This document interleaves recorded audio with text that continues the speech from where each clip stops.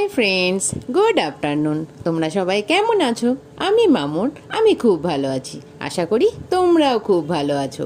আর তোমরা যারা যারা আমার চ্যানেলে এসেছো তাদের অসংখ্য অসংখ্য ধন্যবাদ। তো বন্ধুরা, আজকে আমি নিয়ে চলে এলাম লাঞ্চ মেনু নিয়ে। মানে আজকে আমার দুপুরের কি রান্না হয়েছে, কি খাওয়া দাওয়া হয়েছে, সেই মেনুটা তোমাদের সঙ্গে শেয়ার করার জন্য।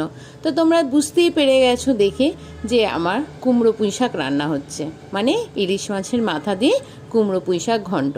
দেখো বন্ধুরা, এই রেসিপিগুলো হয়তো বলার কিছু নেই, আমি তো নর্মালি করি। আমি যখন পুঁই শাক মাছের মাথা দিয়ে কুমড়ো পুঁই শাকের তরকারি করি, কোনো কিছু মশলা দিই না, স্রেফ এমনি ওই কুমড়ো পুঁই শাক আলু এই সবজিগুলোতে দেওয়া হয়। আর ইলিশ মাছের মাথা ছিল, সেই মাথাটা ভেজে একটু 5 ফোড়ন শুকনো লঙ্কা ফোড়ন দিয়ে দিলাম, দিয়ে বাস এইটুকুই ছিল আমার মশলা, আর কিচ্ছু না।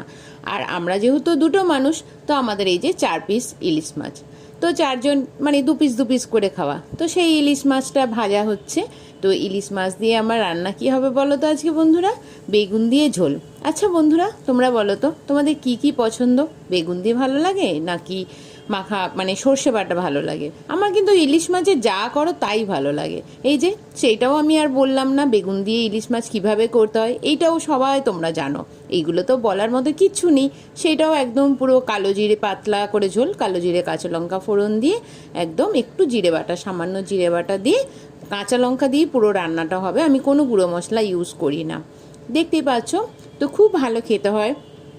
যারা বেগুন দিয়ে ইলিশ মাছের ঝোল খাও তারা তো জানোই, এগুলো বারবার বলছি, এগুলো বলার হয়তো কিছু নেই। তো এইটাই ছিল আজকে আমার মেনু। তোমাদের কেমন লাগলো অবশ্যই কিন্তু জানিও। আর এই যে মাছের তেল, এই যে আমার ডাইনিং টেবিলে চলে এসেছে ইলিশ মাছের তেল। ইলিশ মাছের তেল দিয়ে আমার পুরো ভাত খাওয়া হয়ে যায়, মানে কার কার ফেভারিট অবশ্যই জানিও।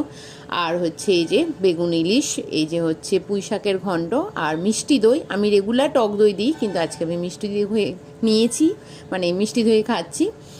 আর বাস এই হচ্ছে আজকের আমার মেনু। আর বন্ধুরা, তোমাদের ওখানে ওয়েদার কীরকম অবশ্যই কিন্তু জানিও। আমাদের ওখানে প্রচণ্ড বৃষ্টি। তো টাটা, সবাই ভালো থেকো।